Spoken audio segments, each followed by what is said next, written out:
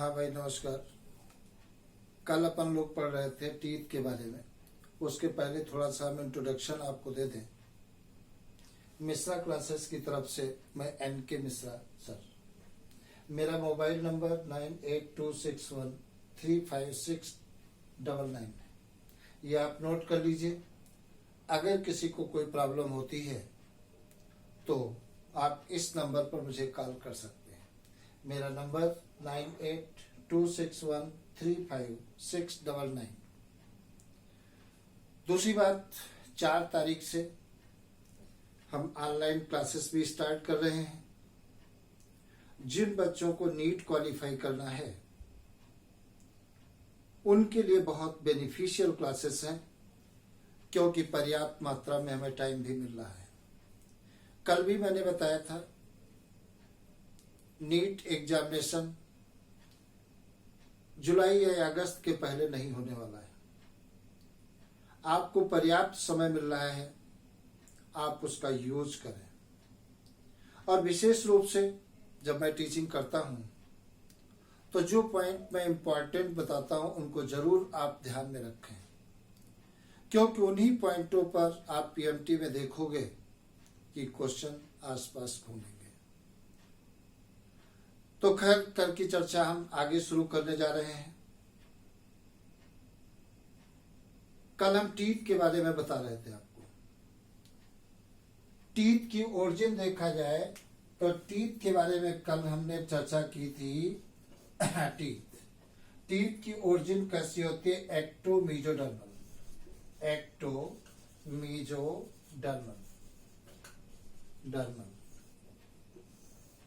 जरूर याद रखना है कि ओरिजिन पर क्वेश्चन निश्चित रूप से आता है एक। तो टीथ की ओरिजिन कैसी है? एक्टोमीजोडर्मल। टीथ 2 पार्टों से मिलकर बना होता है। अब टीथ की थोड़ी स्ट्रक्चर हम देखें तब क्लियरली मेरी समझ में आता है कि कैसे क्या होता है। तो टीथ के अंदर एक कैविटी प्रेजेंट होती है। टीथ के अंदर जो कैविटी प्रेजेंट होती है उसे क्या कहते हैं? पल्प कैविटी कहते हैं। तो ये क्या होती है? Pulp cavity. टीथ के अंदर जो कैविटी प्रेजेंट होती है उसे क्या कहते हैं? पल्प कैविटी कहते हैं। इस पल्प कैविटी के अंदर एरियोलर कनेक्टिव टिश्यू भरा होता है। Areolar connective tissue, nerve fibres और ब्लड वेसल्स प्रेजेंट होती हैं। और बहुत इंपॉर्टेंट बात, ये पल्प कैविटी चारों तरफ से एक सेल के द्वारा सराउंडेड होती हैं। उन सेल को क्या कहते हैं? ओडेंटोब्लास्ट सेल कहते हैं। तो ये बात क्लियर हो गई। टीथ के अंदर एक कैविटी प्रेजेंट होती है जिसे पल्प कैविटी कहते हैं। इस पल्प कैविटी के अंदर कनेक्टिव टिश्यू फील्ड होता है, nerve fibre and blood vessels. Pulp cavity चारों तरफ से एक सेल के द्वारा सराउंडेड होती है जिन्हें ओडेंटोब्लास्ट ब्लास्ट सेल कहते हैं। इन ओडेंटोब्लास्ट सेल के द्वारा एक मटेरियल सिक्रीट होता है जिसे क्या कहते हैं? डेंटाइन कहते हैं। तो ये बात कई बार क्वेश्चन पूछा गया है, डेंटाइन का सिक्रीशन कौन करता है? तो ओडेंटोब्लास्ट सेल करती हैं। तो इसे क्या कहते हैं? डेंटाइन कहते हैं। डेंटाइन की ओरिजिन कैसी होती है? मेसोडर्मल होती है। और डेंटाइन टीथ का मैक्सिमम पार्ट बनाता है। इस पर क्वेश्चन आ चुका है कि डेंटाइन का सेक्रीशन कौन करता है? तो आपका आंसर है ओडेंटोब्लास्ट सेल। और यह भी क्वेश्चन पूछा जा चुका है टीथ का मैक्सिमम पार्ट कौन बनाता है? तो आपका आंसर है डेंटाइन। ओके। और डेंटाइन की ओरिजिन कैसी होती है? मेसोडर्मल होती है। आगे देखा जाए क्या होता है। टीथ का जो पोर्शन गम के बाहर निकला रहता है उसे क्या कहते हैं? क्राउन कहते हैं। टीथ का जो पोर्शन गम के बाहर निकला रहता है उसे क्राउन कहते हैं। कल ये बात मैंने तुम्हें बताई थी ये क्राउन है। तो टीथ का जो पोर्शन गम के बाहर निकला रहता है उसे क्राउन कहते हैं। ये क्राउन के ऊपर एक सेल्स पाई जाती है जिनको क्या कहते हैं, एमाइलोब्लास्ट सेल कहते हैं। ये जो सेल प्रेजेंट होती है उन्हें एमाइलोब्लास्ट सेल कहते हैं। और ये एमाइलोब्लास्ट सेल डेंटिन, ये एमाइलोब्लास्ट सेल इनेमिल का सिक्रीशन करती है। और इनेमिल जो होता है टीथ के क्राउन पार्ट पर एक थिन लेयर बनाता है। तो ये क्या होता है, इनेमिल होता है, इनेमिल। तो हमको मालूम हो गया इनेमिल का सिक्रीशन कौन करता है, एमाइलोब्लास्ट सेल करती है। और इनेमिल जो है क्राउन के ऊपर एक थिन लेयर बनाती है।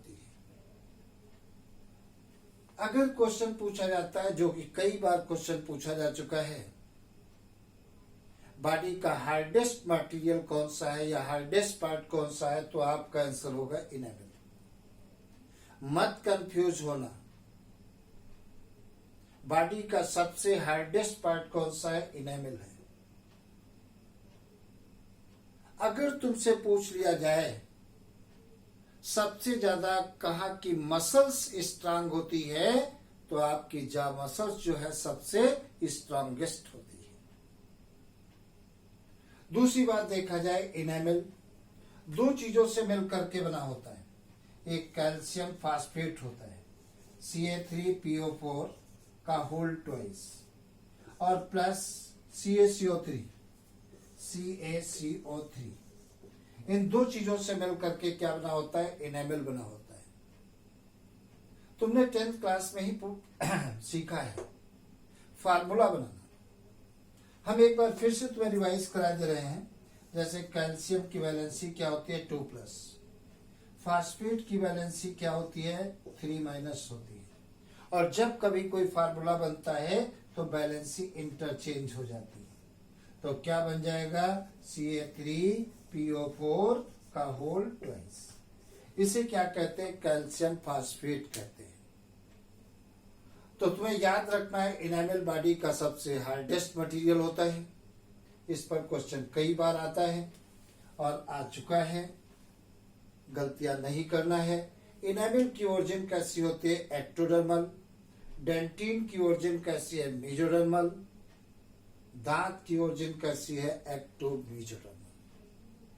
डेंटिन का सेक्रीशन कौन करता है, ओडोंटोब्लास्ट सेल करती है। इनेमिल का सेक्रीशन कौन करता है, एमाइलोब्लास्ट सेल करती है। अब जरा देखें हम टीथ के पार्ट क्या क्या होते हैं। टीथ के 3 पार्ट होते हैं। एक तो पार्ट हमने बताया क्राउन होता है। दूसरा पार्ट कौन सा होता है, नेक होता है, ये नेक है। और तीसरा पार्ट कौन सा होता है, रूट होता है, ये रूट है। तो टीथ को हम 3 पार्टों में डिवाइड करते हैं, crown, neck and root. Crown part क्या होता है, those part of teeth located outside of gums. दांत का वो पोर्शन जो मसूड़ों के बाहर निकला रहता है उसे क्या कहते हैं, क्राउन कहते हैं। दूसरी बात देखा जाए, नेक क्या है, टीथ का वो पोर्शन जो गम के अंदर लोकेटेड होता है उसे क्या कहते हैं, नेक कहते हैं। Those part of teeth located in the gums. और तीसरा पार्ट कौन सा है, रूट। रूट क्या होता है, those part of teeth located in the socket of जाबोन।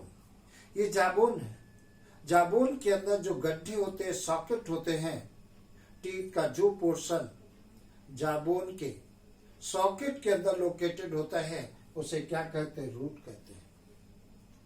तो टीथ के देखो हमने 3 पार्टों में डिवाइड किया टीथ को, क्राउन, नेक एंड रूट, ये 3 पार्ट होते हैं।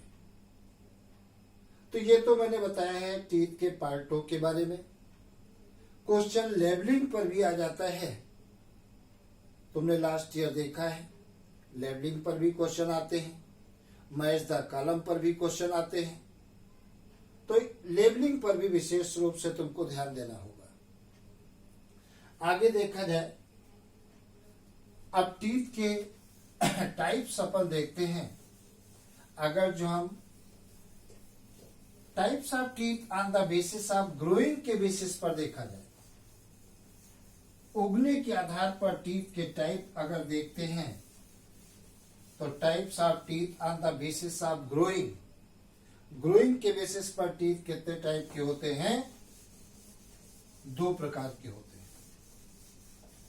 अब देखा जाए 2 टाइप के कौन कौन से टीथ हैं। एक होते हैं मोनोफ्यूडान टीथ और दूसरे होते हैं डाइफ्यूडान टीथ। डाइफ्यूडान टीथ को क्या कहते हैं? मिल्क टीथ भी कहते हैं। हमने बताया उगने के आधार पर टीथ के टाइप देखे जा रहे हैं, हम बताने जा रहे हैं। तो मैंने बताया 2 टाइप के होते हैं, एक मोनोफ्यूडान टीथ और दूसरे डाइफ्यूडान टीथ। इन दोनों को बताने के पहले थोड़ा सा हम डेंटल फार्मूला के ऊपर हम चर्चा करेंगे। डेंटल फार्मूला क्या होता है? तो डेंटल फार्मूला देखें, तो डेंटल फार्मूला देखिए, ये डेंटल फार्मूला, अगर जो हम बच्चों का डेंटल फार्मूला देखें, चाइल्ड का देखते हैं, dental formula of child, child, तो चाइल्ड का डेंटल फार्मूला क्या होता है? 2102/2102। ये number of teeth half upper जा है, ये number of teeth half lower जा है। इन टीथ को क्या कहते हैं? इंसाइजर कहते हैं। ये क्या है? कैनाइन। और ये क्या है? प्रीमोलर। और ये कौन से मोलर है? ये number of teeth half upper जा है, ये number of teeth half lower जा है। अगर हम इसको 2 से मल्टीप्लाई कर दें तो क्या होगा? तो देखा जाए क्या होता है, 10/10 = 20। यहां काट करके 1 मत कर देना। इसका मतलब पूरे अपर जा में नंबर ऑफ टीथ आ गए, पूरे लोअर जा में नंबर ऑफ टीथ आ गए। और क्लियर देखिए आप, हाफ अपर जा में टोटल नंबर ऑफ टीथ कितने हैं? 2 इंसाइजर, 1 कैनाइन और 2 मोलर, मतलब 5 आ गए, अपान 5 नीचे आ गए। ये हाफ अपर जा में नंबर ऑफ टीथ है और ये हाफ लोअर जा में नंबर ऑफ टीथ है। जब इसको 2 से हमने मल्टीप्लाई कर दिया तब क्या हो जाएगा? 5 2 जा 10, नीचे भी 5 2 जा 10, टोटल कितने आ जाएंगे? 10 दांत आ जाएंगे, 20 दांत आ जाएंगे। टोटल टीथ कितने आ गए? 20 आ गए। मतलब अपर जा में कितने हैं? 10 टीथ, लोअर जा में कितने हैं? 10 टीथ। दोनों मिला करके कितना हो गया? 20। यहाँ पर डिवाइड नहीं करना, ये बात तुम्हें ध्यान रखना है। हमें दोनों जा में नंबर ऑफ टीथ काउंट करना है, सम कितना है। अब अगर जो हम, ये तो चाइल्ड का डेंटल फार्मूला है, अगर जो हम मैन का डेंटल फार्मूला बात करें तो डेंटल फार्मूला ऑफ मैन, अगर जो मैन का डेंटल फार्मूला की बात करते हैं तो क्या होता है? 2123/2123 into 2 इक्वल कितना हो जाएगा? 32। ये 32 है। अब देखा जाए यहां पर भी क्या है? ये इंसाइजर, ये कैनाइन, ये प्रीमोलर और ये मोलर। यहां पर भी ये क्या है? Number of teeth half upper जा अपार number of teeth half lower जा। जब 2 से हमने मल्टीप्लाई कर दिया तो पूरे अपर जा में आ जाएंगे, पूरे लोअर जा में आ जाएंगे। और क्लियरली देखा जाए तो total number of teeth half upper jaw में देखिए 2 1 3 3 2 जा 3 और 2 5 3 8 आ गए, 8 नीचे भी आ गए। मतलब number of teeth half upper jaw में कितने हैं? 8। Number of teeth half lower जा में कितने हैं? 8। अगर टोटल निकालोगे पूरे अपर जा में तो 2 से मल्टीप्लाई करना पड़ेगा, तो 2 8 जा कितना आ जाएगा? 16 अपॉन 2 8 जा कितना आ जाएगा? 16 इक्वल कितना आ जाएगा? 32 टीथ। ये मैन का डेंटल फार्मूला है, ये बच्चों का डेंटल फार्मूला है। अब हमको देखना है types of teeth on the basis of growing. मैंने तुमको बताया types of teeth on the basis of growing के बेसिस पर देखते हैं तो टीथ 2 टाइप के होते हैं, एक मोनोपियोडॉन्ट टीथ और दूसरे डाइपियोडॉन्ट टीथ। हम सबसे पहले बात करने जा रहे हैं मोनोपियोडॉन्ट टीथ की बात कर रहे हैं। ये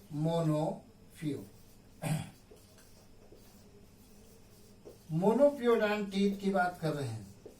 अब मोनोपियोडॉन्ट टीथ क्या होते हैं? दो set of teeth grow only once time in the life cycle. दांतों का वो सेट या वो टीथ जो लाइफ में केवल एक बार ग्रो करते हैं उन्हें मोनोपियोडॉन्ट टीथ कहते हैं। अब इन दोनों में देखिए चाइल्ड में इंसाइजर ग्रो किए थे, टूट कर गिर जाते हैं, दोबारा इंसाइजर निकल आते हैं। तो इंसाइजर तो 2 बार निकल रहे हैं। हमको वो टीथ देखते हैं जो लाइफ में केवल एक बार ग्रो करते हैं, तो इंसाइजर की जगह पर हमने 0 लिख लिया क्योंकि ये 2 बार उग रहे हैं। कैनाइन भी देखिए बच्चों में भी निकले, टूट कर गिर गए, फिर से कैनाइन निकल गए, तो ये भी 2 बार निकल रहे हैं, इसकी जगह पर भी हमने 0 लिख दिया। प्रीमोलर की बात देखिए, बच्चों में प्रीमोलर देखो ग्रो नहीं कर रहे हैं, एडल्ट में प्रीमोलर निकल रहे हैं। तो इसका मतलब प्रीमोलर टीथ केवल एक बार निकल रहे हैं लाइफ में। तो यहां पर मैंने 2 नोट कर दिया क्योंकि 2 हैं। हम मोलर टीथ की बात करें तो 2 मोलर टीथ तो निकल रहे हैं, ये टूट कर गिर जाते हैं, 2 तो दोबारा निकल आते हैं और एक और निकलता है। तो जो लास्ट मोलर टीथ होगा वो तो एक बार निकलना है, 2 तो 2 बार निकले और लास्ट मोलर टीथ एक बार निकला। सेम कंडीशन नीचे है 0 0 2 1। अब देखिए क्या हुआ, ये half number of teeth half upper jaw, number of teeth half lower jaw. अब देखा जाए क्या हो जाएगा, इंटू 2 से अगर मल्टीप्लाई कर दीजिए तो क्या आ जाएगा, 12 आ जाएगा। कैसे? 213 अपॉन 3 इंटू 2 इक्वल कितना आ जाएगा, 12 आ जाएगा, 12 दांत आ जाएगा। तो ये बात हमको क्लियर हो गई, इतने दांत होते हैं।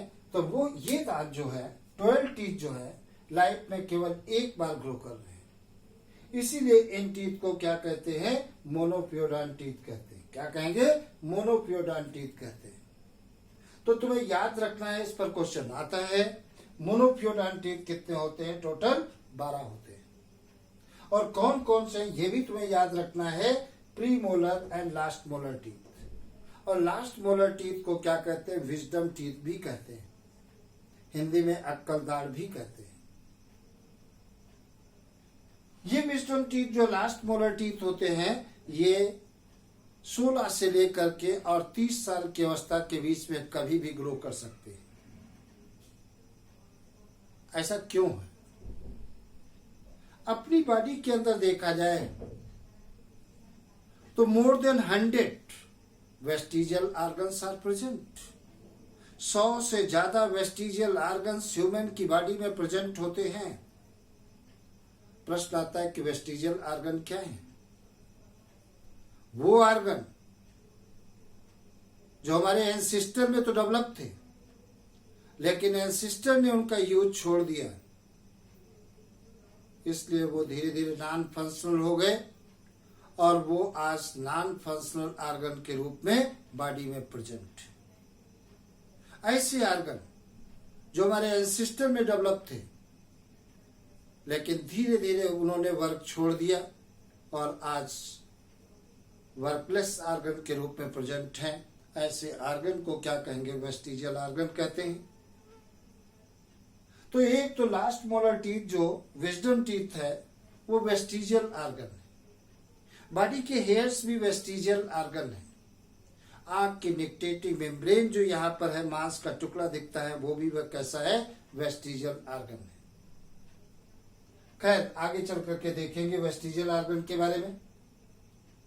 तो यहां पर घुमा करके भी क्वेश्चन पूछ सकते हैं। कैसा क्वेश्चन पूछ लेंगे, बताइए ह्यूमन के अंदर नंबर ऑफ मोलर टीथ कितने होते हैं? नंबर ऑफ मोलर टीथ अगर पूछा जाए ह्यूमन में तो हाफ अपर जा में 3, इसका मतलब पूरे अपर जा में 6, और 6 पूरे लोअर जा में, मतलब 12 दांत होंगे। इसी प्रकार से हम बाकी का कैलकुलेशन कर लेंगे। क्वेश्चन पूछ सकते हैं, मालूम होते हुए भी गलतियां हो जाती हैं। अगर सपोज करिए इंसाइजर की बात पूछ ले ह्यूमन में, तो हाफ अपर जा में 2 है, इसका मतलब पूरे अपर जा में 4 हो जाएंगे और 4 नीचे हो जाएंगे, 8 हो जाएंगे।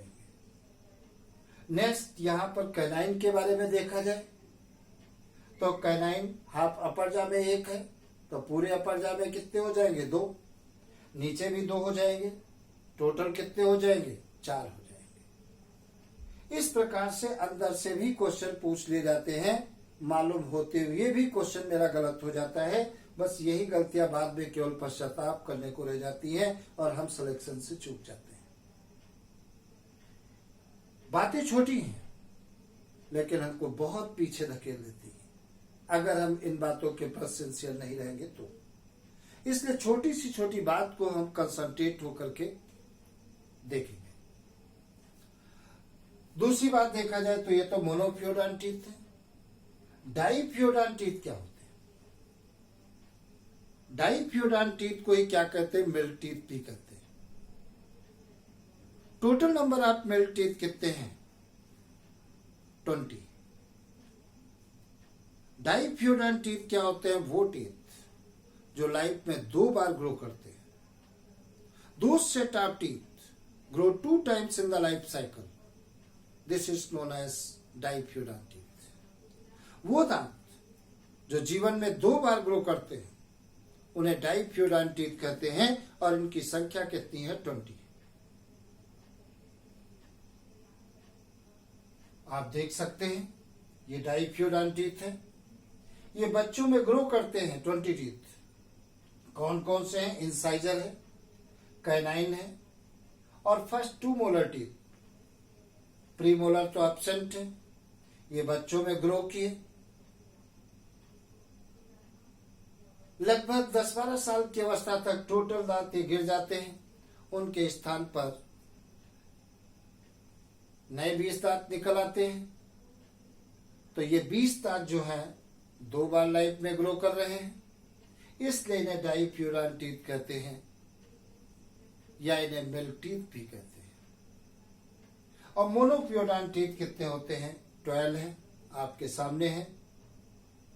तो इस प्रकार से क्वेश्चन आ सकते हैं, पूछा जा सकता है कि ग्रोइंग के बेसिस पर टीथ कितने टाइप के होते हैं। तो हमने देखा 2 टाइप के होते हैं। दूसरी बात देखा जाए, अगर डेंटल फार्मूला की बात की जाए तो डेंटल फार्मूला क्या होता है, number of teeth half upper जा and number of teeth half lower जा divide into 2, multiplied into 2. This is known as dental formula. Dental formula मैंने क्या बताया, हाफ अपर जा में number of teeth upon half number of teeth half lower jaw and multiplied by 2. This is known as dental formula. अभी अभी मैंने कुछ dental formula लिखे थे, हम और लिखने जा रहे हैं डेंटल फार्मूला। जैसे चाइल्ड, ह्यूमन का देखा जाए, चाइल्ड का फार्मूला पूछा जा चुका है, dental formula 2102 upon 2102 into 2 equal 20। Man का डेंटल फार्मूला, मैन का अगर देखते हैं तो 2123 अपॉन 2123 इंटू 2 इक्वल 32। अगर रैबिट का डेंटल फार्मूला देखते हैं, रैबिट का डेंटल फार्मूला देखा जाए तो क्या होता है, ये 2033 अपॉन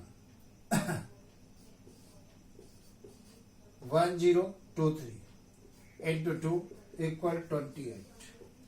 अगर राइट का डेंटल फार्मूला देखा जाए तो राइट का डेंटल फार्मूला क्या होता है, 1003 अपॉन 1003 इंटू 2 इक्वल कितना आ जाएगा, 16 दांत आ जाएगा, 16 टीथ आ जाएंगे। अगर अपन एलिफेंट का डेंटल फार्मूला देखें, एलिफेंट का डेंटल फार्मूला क्या होता है 1003 अपॉन 0003 कितना आ जाएगा इंटू 2 कर दीजिए तो कितना आ जाएगा 3 1 4 4 3 7 ये 14 दांत आ जाएंगे 14 टीथ आ जाएंगे। एलिफेंट के बारे में आपको देखना है थोड़ा सा। एलिफेंट में अपर जा में तो इंसाइजर होते हैं, लोअर जा में देखिए इंसाइजर नहीं होते।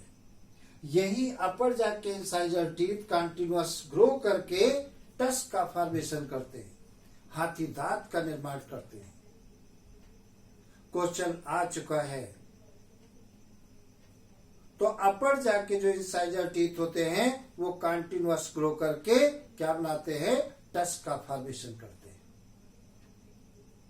और जो सबसे लास्ट में मोलर दांत हैं ये फूड को ग्राइंड करने का काम करते हैं, भोजन को चबाने का काम करते हैं। लोअर जा में इंसाइजर टीथ नहीं होते हैं। तो यहां पर तुम्हें जरूर याद रखना है टस्क का फॉर्मेशन कौन करता है एलिफेंट में अपर इंसाइजर टीथ। अगर तुमसे पूछ लिया गया बताइए वालरस में टस्क कौन बनाता है तो कैनाइन टीथ बनाते हैं। ये बात तुम्हें याद रखना है। एलिफेंट में कौन बनाता है अपर इंसाइजर टीथ और वालरस में कौन बनाता है कैनाइन टीथ बनाते हैं, टस्क का फॉर्मेशन करते हैं। दोनों बातें तुम्हें ध्यान रखना है, इन पर क्वेश्चन आता है। अगली बात देखा जाए अगर डॉग का डेंटल फार्मूला देखते हैं डॉग का डेंटल फार्मूला तो क्या होता है ये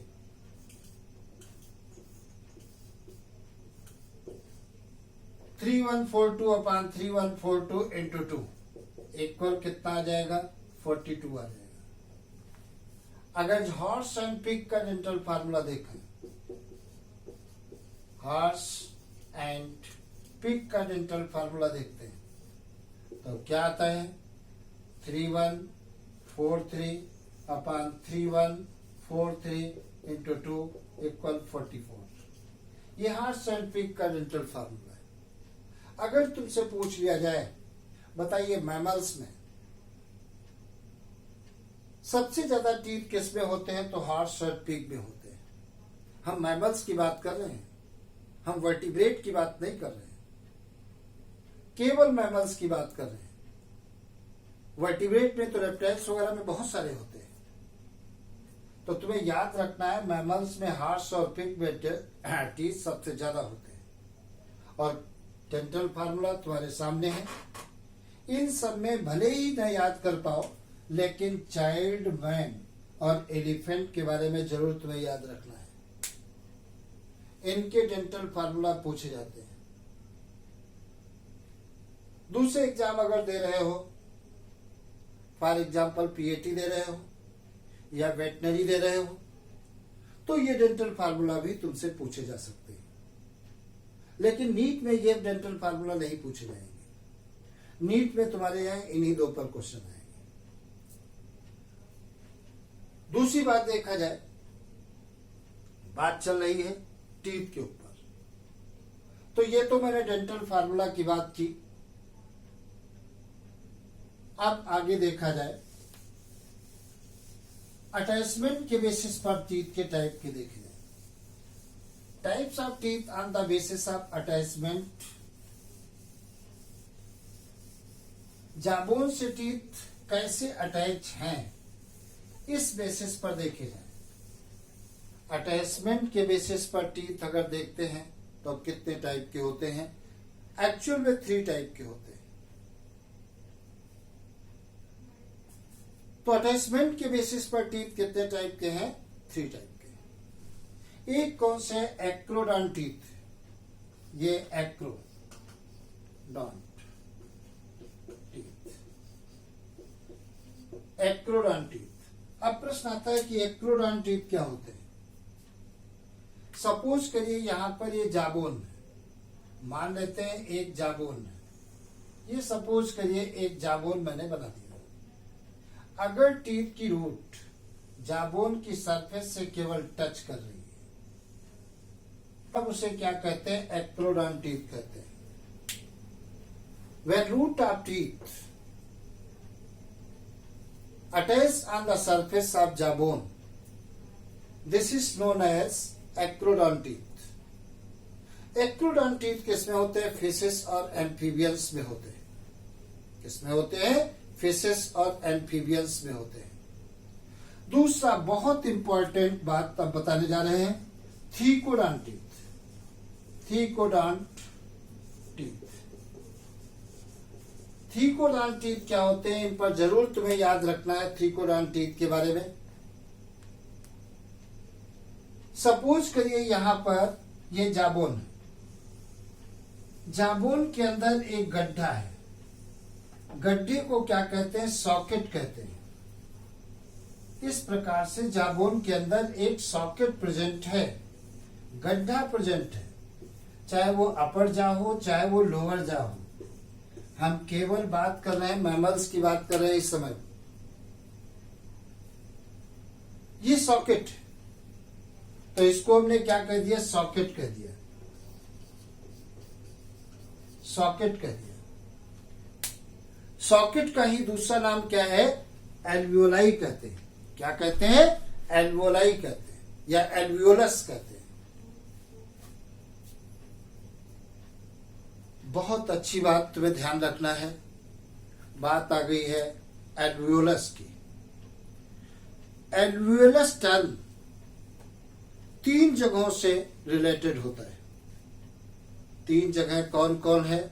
एक तो मैंने अभी अभी बताया, टीथ से रिलेटेड है। जाबोन में जो सॉकेट होता है उसे एल्वियोलस कहते हैं।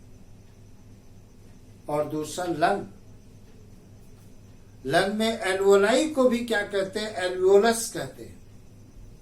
और तीसरा होता है मेमोरी ग्लैंड्स। मेमोरी ग्लैंड्स में भी एल्वियोलस होते हैं, एल्वियोलाई होते हैं, जिनमें मिल्क स्टोर किया जाता है। तो तुम्हें याद रखना है term alveolus related with teeth, lungs and mammary glands. इन तीनों से रिलेटेड है। अब देखा जाए क्या होता है, अगर टीथ की रूट जाबोन के सॉकेट के अंदर लोकेटेड होती है तब उसे क्या कहते हैं? थीकोडोंटीथ कहते हैं। और थीकोडोंटीथ का पाया जाना स्पेसिफिक कैरेक्टर होता है किसका? मैमल्स का होता है। और किसका होता है? Advance reptiles like crocodile and alligator. Crocodile alligator में भी थीकोडोंटीथ पाए जाते हैं। तो तुम्हें जरूर याद रखना है, अगर टीथ की रूट जाबोन के सॉकेट के अंदर लोकेटेड है तब उसे हम क्या कहेंगे? थीकोडोंटीथ कहते हैं। तो thecodont teeth found in the all mammals and advance reptiles like crocodile and alligator. तो ये थीकोडोंटीथ। दूसरी बात देखा जाए क्या होता है, एक और होते हैं प्लूरोडोंटीथ। प्लूरोडोंटीथ क्या होते हैं? सपोज करिए प्लूरोडोंटीथ के बारे में अपन बात करें तो ये प्लूरोडोंटीथ,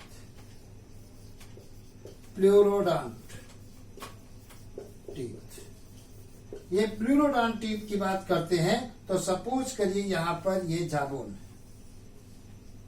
अगर टीथ की रूट जाबोन के लेटरल मार्जिन से अटैच होती है तब उसे क्या कहते हैं? प्लूरोडोंटीथ कहते हैं। अगर टीथ की रूट जाबोन के लेटरल मार्जिन से अटैच होती है तब उसे क्या कहते हैं? प्लूरोडोंटीथ कहते हैं। और प्लूरोडोंटीथ का पाया जाना किसका करेक्टर होता है? रेप्टाइल्स का करेक्टर होता है, except advance reptiles like crocodile and alligator. आज इतनी चर्चा हमारे आपके बीच में है टीथ के बारे में। टीथ के बारे में फिर कल अपन चर्चा करेंगे। इतना आप अच्छे से तैयार करें। नेक्स्ट क्लास में अपन मिलेंगे कल।